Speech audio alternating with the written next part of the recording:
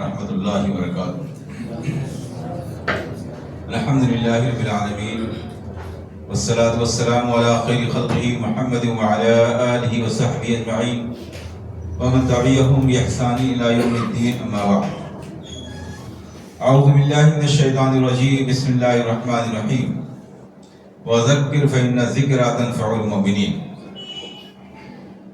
تمام قسم کی تعریفات و توصیفات اللہ رب العالمین کے شایان شان ہے، جس نے ہم سب کو ایک بار پھر وہ عظیم الشان ماہ مبارک عنایت فرمایا کہ جس کے بارے میں اس کے آخری نبی جناب محمد رسول اللہ صلی اللہ علیہ وسلم نے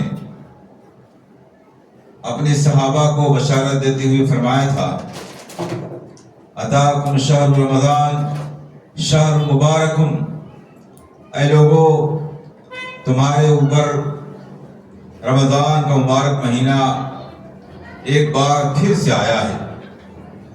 ہماری آپ کی زندگی میں اللہ رب العالمین کے فضل و کرم، اس کے احسان سے یہ ماہ مبارک ایک بار پھر سے نصیب ہوا، ورنہ نہ جانے کتنے ایسے لوگ ہیں جو پچھلے سال ہمارے ساتھ رمضان میں اور دن دروس میں شریک تھے، ہمارے ساتھ تراویح میں افطار میں شریک ہوا کرتے تھے، آج وہ دنیا میں موجود نہیں ہے۔ اللہ کے رسول صلی اللہ علیہ وسلم نے آپ کی ذات مبارکہ پر بے شمار درود و سلام نازل ہوں۔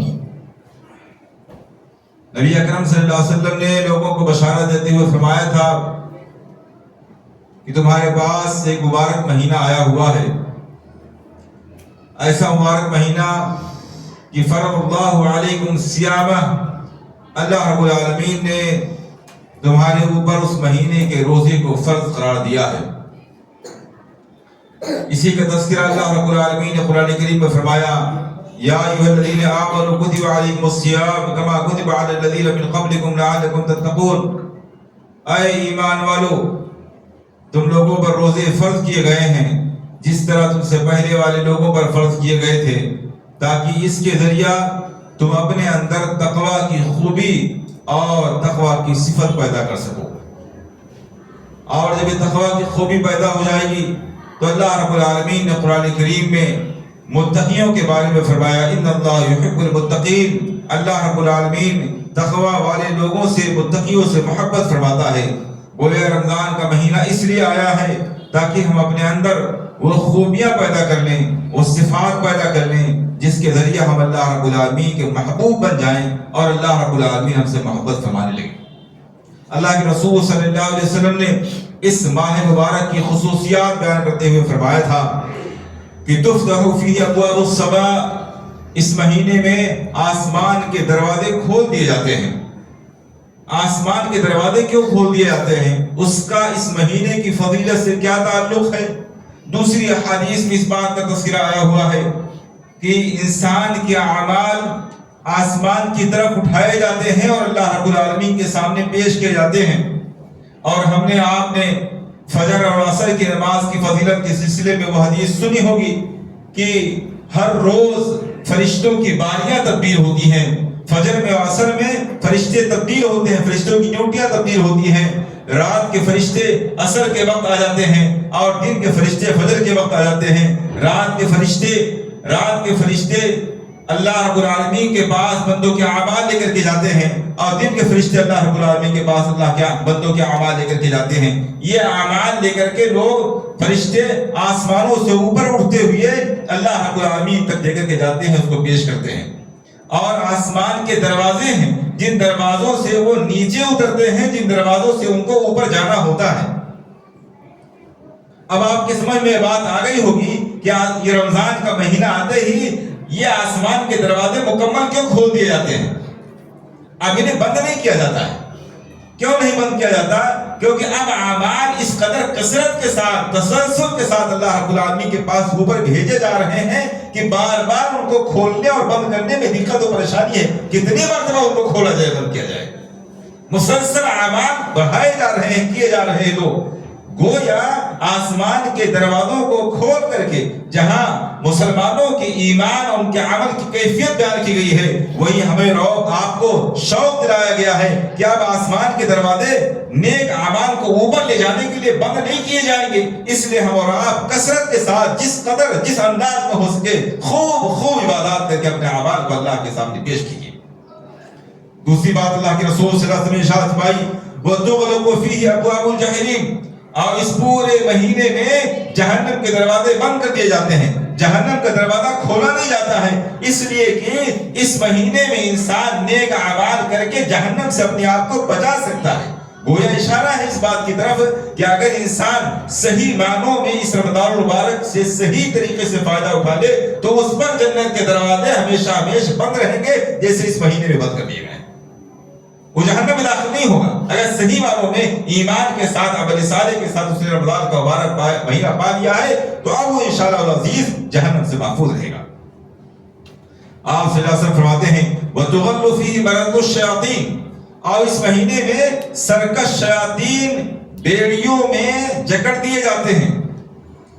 سرکش شیاطین تمام قسم کے شیاطین نہیں بلکہ جو سرکش قسم کے شیاطین ہوتے ہیں جن کی وجہ سے لوگ آسیب میں مبتلا ہو جاتے ہیں، جو لوگوں کو جسمانی طور پر پریشانی مبتلا کر دیتے ہیں، روزی کے تعلق سے جو لوگوں کو پریشانی مبتلا کر دیتے ہیں اور دوسری بہت سی پریشانی مبتلا کر دیتے ہیں، جو سرکش قسم کے شیاطین ہوتے ہیں ان کو بیڑیوں میں جکڑ دیا جاتا ہے۔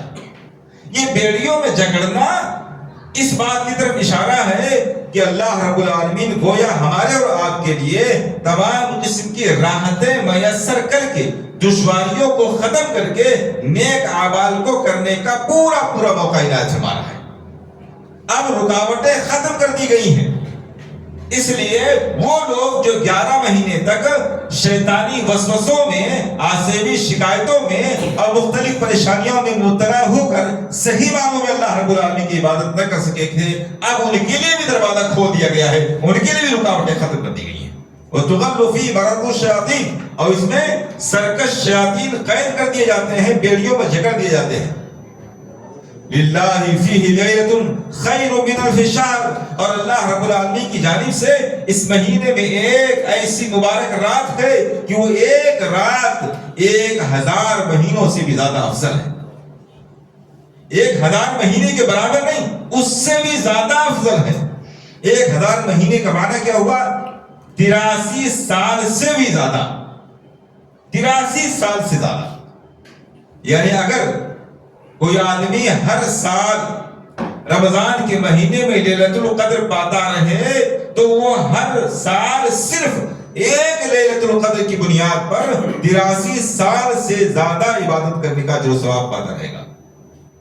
آپ اندازہ کیجئے اگر آدمی اپنی 60 سالہ زندگی میں اور بلوغت کے بعد کی صرف 40 سالہ زندگی پکڑ لیجیے اور 40 سالہ زندگی میں صرف 10 سال آپ کم سے کم کرتے چلے آئیے، 60 سال میں سے بلوغت کی زندگی الگ نکال دیجئے 15-20 سال، 40 سال جو اس کے بچے ہیں اس میں سے صرف 10 سال، 40 میں سے 10 سال یعنی پوری زندگی کسی آدمی نے صرف 10 رمضان میں لیلۃ القدر حاصل کر لیا۔ اب آپ 83 سے اس کو پرابلٹی بڑھائی کیجئے 800 بلکہ 900 سال سے اوپر، یعنی صرف اس 40 سالہ 60 سالہ زندگی میں، ہوش کی 40 سالہ زندگی میں اگر 10 رمضان کے مہینوں میں لیلۃ القدر حاصل کرتا رہا تو صرف اتنی مختصر زندگی میں وہ پچھلی امتوں کی زندگیوں کے برابر عبادت کا جو ثواب حاصل کر لے گا، 900 سال سے اوپر۔ اور آپ یہ بھی جانتے ہیں کہ لیلۃ القدر پورے مہینے میں نہیں ہے، یہ اللہ رب العالمین کا ایک اور دوسرا فضل و کرم ہے، ورنہ اگر وہ چاہتا تو کہتا پورے مہینے کی راتوں میں سے کسی رات میں لیلۃ القدر ہو سکتی ہے، اب اسے پانے کے لیے پورے مہینے آپ کو بیدار ہونا پڑتا۔ یہ اس کا فضل ہے، فضل پر فضل کیا جا رہا ہے، یہ اس لیے تاکہ بندہ ان نیکیوں سے محروم نہ رہ سکے۔ اس لیے اللہ کے رسول صلی اللہ علیہ وسلم نے ارشاد فرمایا کہ لیلۃ القدر کس میں ہے؟ آخری عشرے کی طاق راتوں میں سے تلاش کرو، پورے تینوں عشروں میں تلاش کرنے کی ضرورت نہیں، پھر آخری عشرے کی ساری 10 راتوں میں تلاش کرنے کی ضرورت نہیں، ان میں سے بھی صرف طاق راتوں میں۔ طاق راتیں کتنی ہیں؟ صرف 5، صرف 5۔ آپ اندازہ کیجئے 12 مہینوں میں کوئی آدمی صرف 5 رات مسلسل شب بیداری کر لے، 12 مہینوں میں سے ایک ہی مہینہ رمضان کا ہے نا.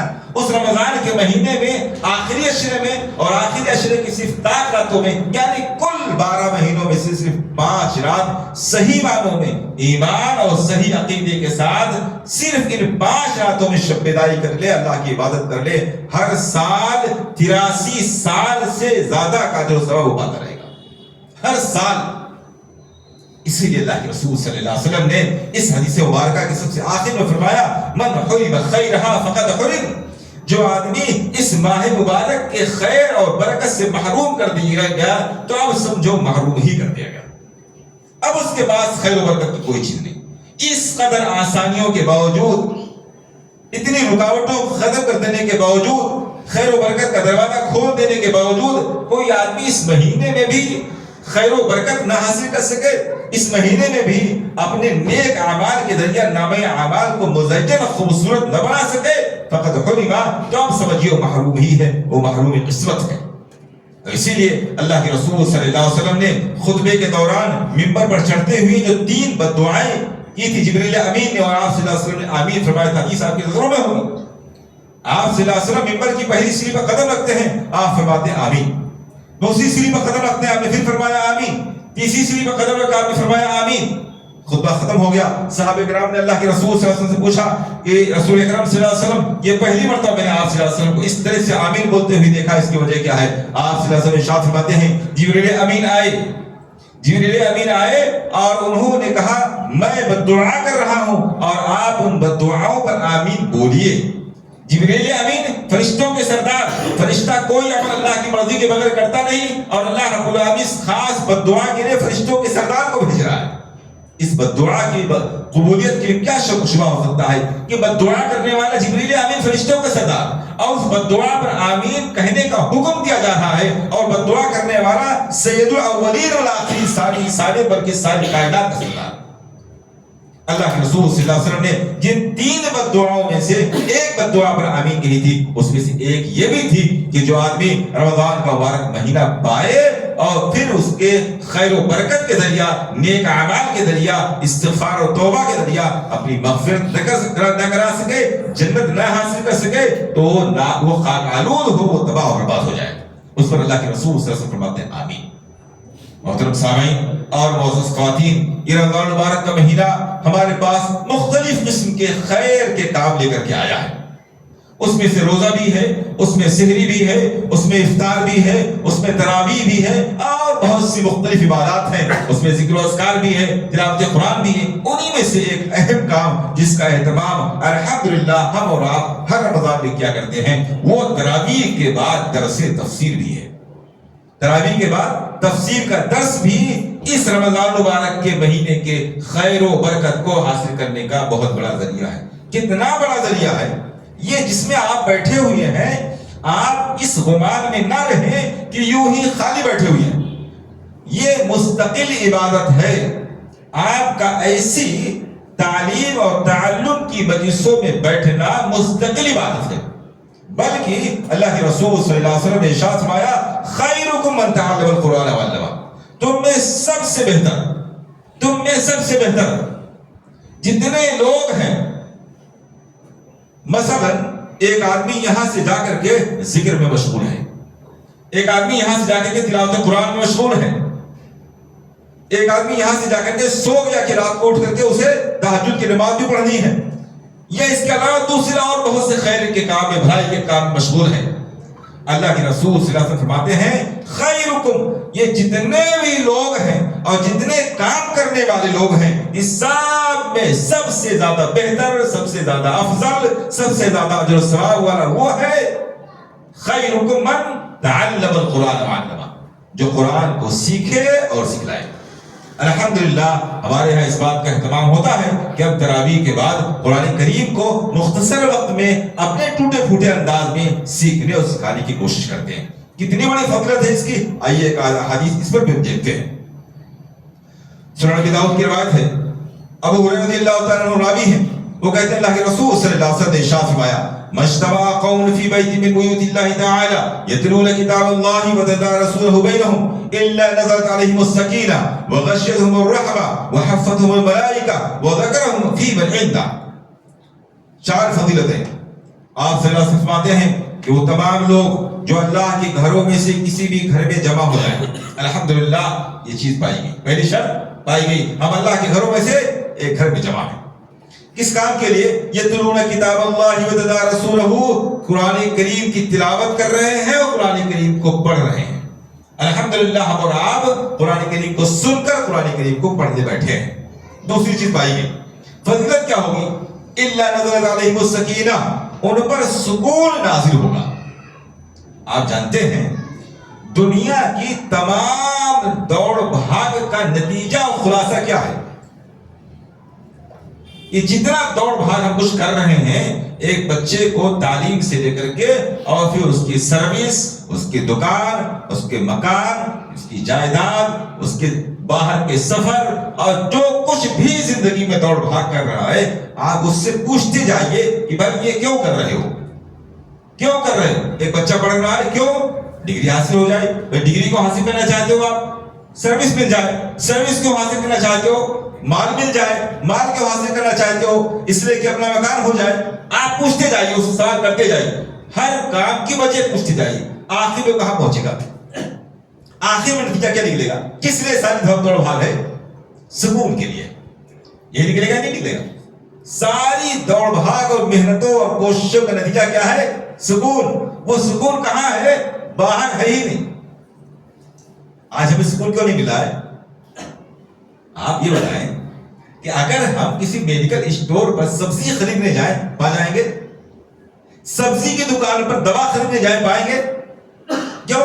لوکیشن غلط ہے، وہاں وہ چیز ملتی نہیں۔ ہماری زندگی میں سکون کیوں نہیں ہے؟ سب کچھ ہے، اچھا کھاتے ہیں، اچھا پہنتے ہیں، جائیداد ہے، مال و دولت ہے، بال بچے ہیں، ساری کی ساری چیزیں ہیں، سکون نہیں زندگیوں میں۔ کیوں؟ اس لیے کہ ہم اس جگہ سکون تلاش کر رہے ہیں جہاں سکون اللہ نے رکھا ہی نہیں۔ ہم سبزی کی دکان پہ دوا تلاشنے گئے۔ اللہ کے رسول صلی اللہ علیہ وسلم فرماتے ہیں کہ جو آدمی اللہ کے گھروں میں کسی گھر میں بیٹھ کر کے کتاب اللہ کی تلاوت کرتا ہے، کتاب اللہ کو پڑھتا ہے، اس کو پہلی فضیلت کیا حاصل ہوتی ہے کہ نزلت علیہم السکینہ، اس پر اللہ رب العالمین کی طرف سے سکون نازل ہوتا ہے۔ نازل ہونے کا معنی کیا ہوتا ہے؟ اوپر سے اللہ کی طرف سے نازل ہوتا ہے۔ ایک عام سکون ہے جو دنیا کی بہت سی چیزوں کے ذریعے ہم کو ملتا ہے، ایک وہ سکون ہے جو اللہ رب العالمین آسمان سے اوپر سے نازل فرماتا ہے۔ وغشیتہم الرحمہ، اور اللہ رب العالمین کی رحمت ایسے لوگوں کو ڈھانپ دیتی ہے۔ اللہ کی رحمت مل جانے کے بعد اب ہمیں کس چیز کی ضرورت باقی رہ جاتی ہے؟ اب کس چیز کی ضرورت باقی رہے گی؟ خلاصے کلام تو یہی ہے نا، اللہ کی رحمت ہم کا تمام قسم کی عبادات کا نتیجہ کیا ہے؟ اللہ کی رحمت ہم کو حاصل ہو جائے۔ تیسری فضیلت وحفتہم الملائکہ، اللہ رب العالمین کے مخصوص فرشتے ہیں جو ایسی ذکر کی مجلسوں کو ڈھونڈتے رہتے ہیں، اور جیسے ان کو معلوم ہوتا ہے کہ یہاں اللہ کے کچھ بندے بیٹھ کر کے کتاب اللہ کی تلاوت کر رہے ہیں، کتاب اللہ کو پڑھ رہے ہیں، سمجھ رہے ہیں، وہ آ کر کے اس مجلس کو گھیر لیتے ہیں۔ ہمارا ایمان اور عقیدہ ہے اس صحیح حدیث کی روشنی میں کہ یہاں ہم تنہا نہیں ہیں، اس مجلس میں ہم تنہا نہیں ہیں، اللہ کے فرشتے بھی جو ہم کو گھیرے ہوئے ہیں، اگرچہ ہم کو نظر نہیں آ رہے مگر ہم اپنے ایمان کی آنکھوں سے ان پر ان کے ہونے کا اتنا ہی یقین کرتے ہیں جتنا کہ سر کی آنکھوں سے دیکھنے کے بعد یقین ہوتا ہے۔ فرشتے یہاں موجود ہیں، ہم کو گھیرے ہوئے ہیں، یہ کتنی بڑی فضیلت کی بات ہے۔ اگر کسی کام کے کرنے پر ہمیں یہ معلوم ہو جائے کہ دنیا کا کوئی خاص کوئی بڑا آدمی آ کر کے ہمیں گلے لگا دے گا، ہمیں خوش آمدید کہے گا، ہم کو مبارکباد دے گا، اس پر ہمیں کتنی خوشی ہوتی ہے۔ یا اسٹوڈنٹ بیٹھے ہوئے ہیں، اگر اسٹوڈنٹ کا کسی کوئی خاص قسم کا مارک آ جائے، کسی چیز پوزیشن پہ آ جائے اور ان کو یہ معلوم ہو جائے کہ یہ فلاں قسم کا انعام ہمیں فلاں کے ہاتھوں سے ملنے والا ہے، کتنی خوشی ہوتی ہے۔ اس کو ریکارڈ میں رکھتے ہیں، اس کو ریکارڈ میں رکھتے ہیں کہ فلاں کے ہاتھوں سے ہم کو یہ انعام ملا تھا۔ اللہ رب العالمین کے نورانی فرشتے مخصوص طریقے سے ایسی محفلوں کو آ کر کے گھیرے ہوئے ہیں۔ اور آخر میں سب سے بڑی فضیلت وَذَكَرَهُمْ فِي مَنْ عِنْدَهُ، اور اللہ رب العالمین ایسی مجلس میں موجود لوگوں کا تذکرہ کرتا ہے ان لوگوں کے پاس جو اللہ کے پاس ہے، ان لوگوں کے سامنے تذکرہ کرتا ہے جو اللہ کے پاس ہے۔ اللہ کے پاس کون ہے؟ اللہ کے محبوب فرشتے ہیں۔ اللہ رب العالمین کتنی خوش نصیبی کی بات ہے، اگر ہم غور کریں تو حیرت ہوتی ہے۔ اگر ہمیں یہ معلوم ہو جائے کہ کوئی بہت بڑا سیاستدان، کوئی بہت بڑا ڈاکٹر، کوئی بہت بڑا فلسفی، کوئی بہت بڑا عالم ہمارا نام لے کر کے اپنی محفلوں میں ہماری تعریف کر رہا تھا، کتنے خوش ہو جائیں گے؟ خوشی کا ٹھکانہ نہ ہوگا۔ اللہ رب العالمین نام لے لے کے بتا رہا ہے فلاں ابن فلاں، فلاں ابن فلاں، فلاں ابن فلاں، دیکھو سارے کاروبار کو چھوڑ کر کے، ساری ضروریات کو تش کر کے، محنت و مشقت کر کے آیا، تھکا ماندہ ہوا ہے، لیکن اس کو درکنار کر کے سائڈ میں کر کے ہمارے کسی کے گھر پہ بیٹھا ہوا، دیکھو اللہ کے ذکر میں لگا ہوا ہے، ہماری کتاب کو سمجھنے میں لگا ہوا ہے۔ اللہ رب العالمین تعریفی انداز میں فرشتوں کی محفل میں ہمارے نام لے لے کر کے ہمارا تذکرہ کرتا ہے۔ یہ خوش نصیبی ہے ہم لوگوں کی کہ ہمیں ایسی مجلسیں ملتی ہیں جن میں بیٹھنے کے لیے ہمیں یہ فضیلتیں حاصل ہوتی ہیں۔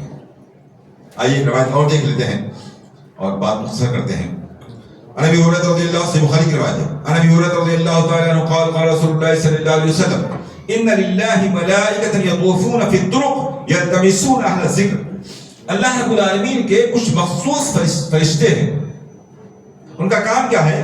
وہ یوں ہی راستے میں گھومتے پھرتے رہتے ہیں، کوئی ڈیوٹی ان کو نہیں دی گئی، ان کی ڈیوٹی ہی یہی ہے کہ وہ راستے میں یوں ہی گھومتے پھرتے ہیں اور اللہ کی عبادت کرنے والے لوگوں کو، اللہ کا ذکر کرنے والے لوگوں کو، اللہ کے دین کی بات کرنے والے لوگوں کو، اللہ کی کتاب کو سمجھنے والے لوگوں کو ڈھونڈتے رہتے ہیں۔ کہاں ہیں یہ لوگ؟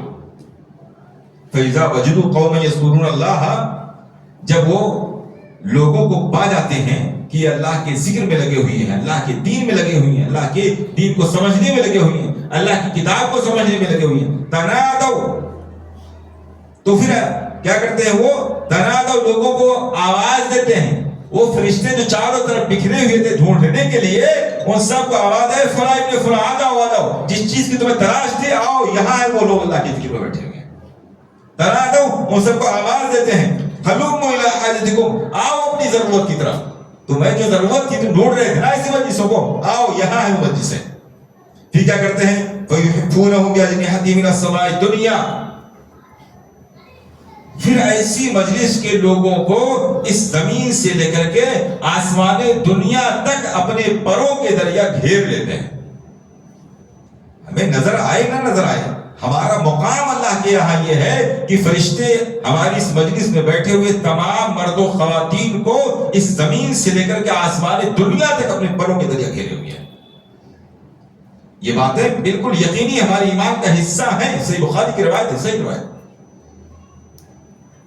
قال، ابو لوٹ کے جاتے ہیں اللہ رب العالمین کے پاس، فَيَسْأَلُهُمْ رَبُّهُمْ وَهُوَ أَعْلَمُ بِهُمْ، اللہ رب العالمین سے پوچھتا ہے، حالانکہ وہ تو ان سے زیادہ جاننے والا ہے، ما یقول عبادی، میرے بندے کیا کہہ رہے تھے؟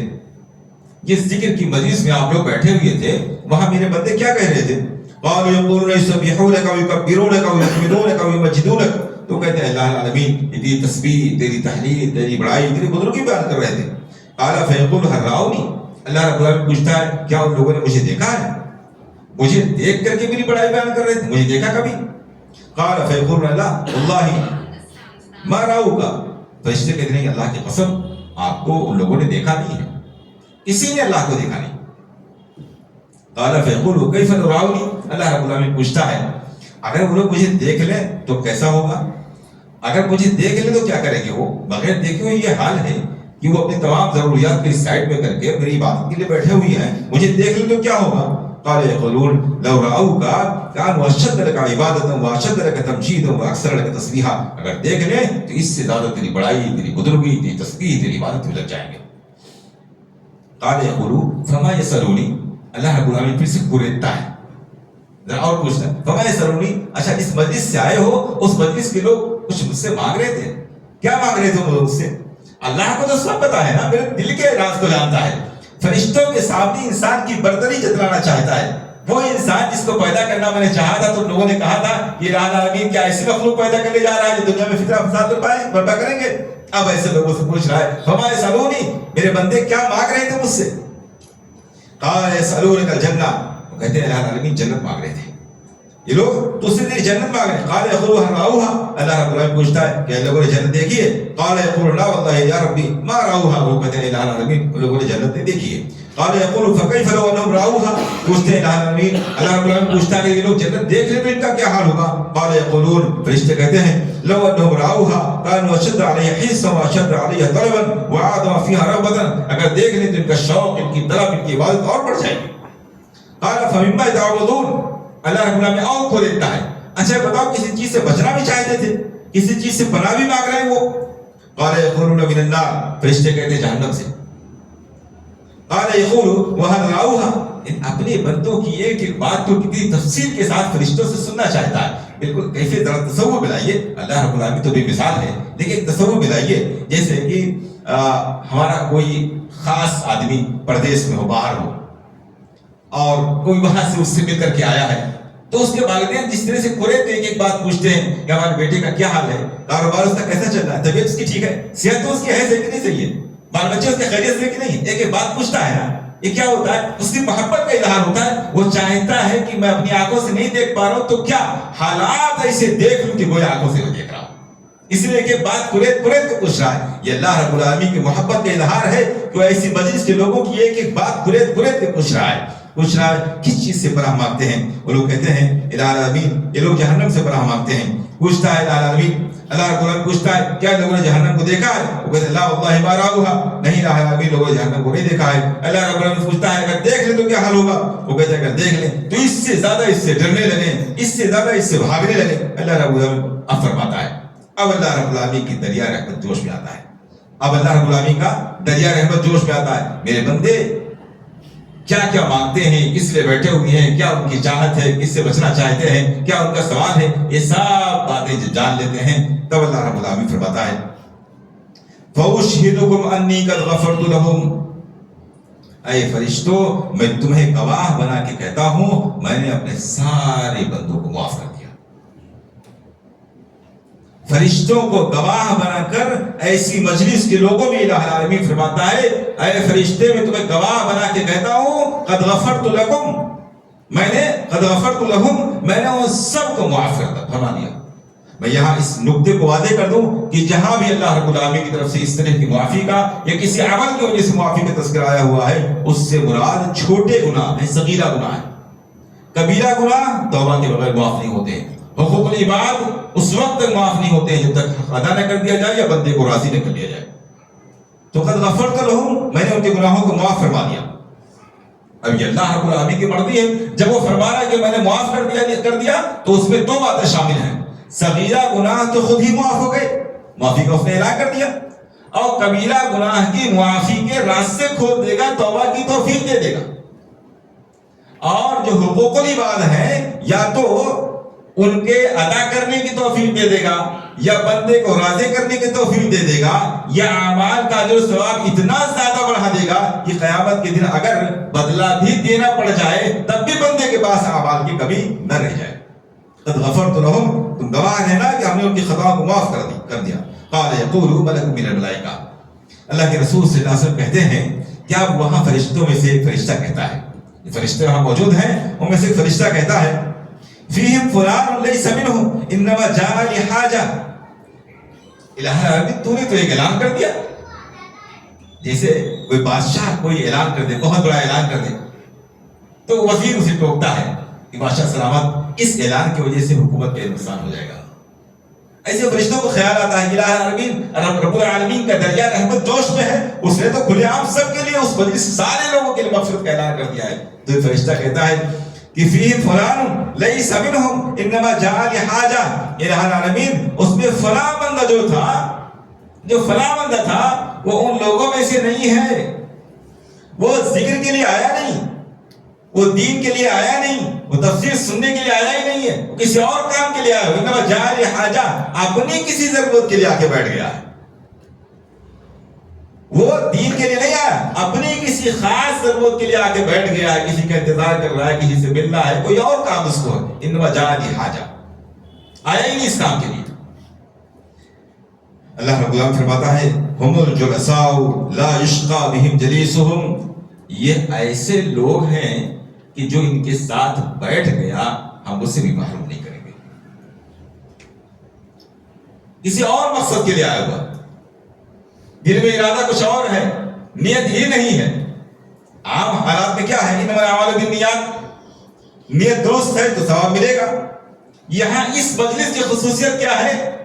آپ کی نیت بھی درست نہیں، آپ دین کے ارادے سے آئے نہیں، اپنے خاص کام کے لیے آئے ہوئے ہیں. اللہ رب العالمین فرماتا ہے یہ اتنی مبارک مجلس ہے کہ جو میں کہہ دیا کہ معاف کر دیا تو معاف کر دیا. جو بھی آیا جس مقصد کے لیے بھی آیا، اس مجلس میں جو شریک ہو گیا اب وہ بھی مغفرت میں شامل ہے، میں اس کو بھی محروم نہیں کروں گا. یہ بہت بڑی فضیلتیں تھیں جو آپ کے سامنے بیان کی گئی ہیں. ان فضیلتوں کا تقاضا یہ ہے کہ ہم سن کر کے اس کو حاصل کرنے کی کوشش کریں. انشاءاللہ العزیز یہ دروس کا سلسلہ مسلسل جاری رہے گا، عصر کے بعد بھی ہوگا اور تراویح کے بعد بھی، جس طرح سے پچھلے سالوں میں ہوتا رہا ہے. یہ جو فضیلتیں بیان کی گئی ہیں کسی وقت کے ساتھ خاص نہیں ہیں. فجر کے بعد درس ہو، عصر کے بعد درس ہو، عشاء کے بعد درس ہو، تراویح کے بعد درس ہو، جب بھی دین کو سمجھنے سمجھانے کی باتیں ہوں، تمام جگہوں اور تمام مجلسوں کے لیے یہی فضیلتیں ہیں. ہمیں چاہیے کہ ایسے موقع سے بھرپور فائدہ اٹھائیں، اور خاص کر رمضان کے مبارک مہینے میں تو اس سے ہم کو پورے طور پر فائدہ اٹھانا چاہیے تاکہ ہماری مغفرت کا سامان ہو اور اتنی عظیم قسم کی خوشخبریوں اور بشارتوں میں ہم مستحق بن جائیں. اللہ رب العالمین سے دعا ہے کہ ہمیں اس ماہ مبارک سے بھی پچھلے تمام ماہ مبارک سے زیادہ فائدہ اٹھانے اور اس کے خیر و برکت سے لطف اندوز ہونے کی توفیق عطا فرمائے. آمین. وآخر دعوانا ان الحمد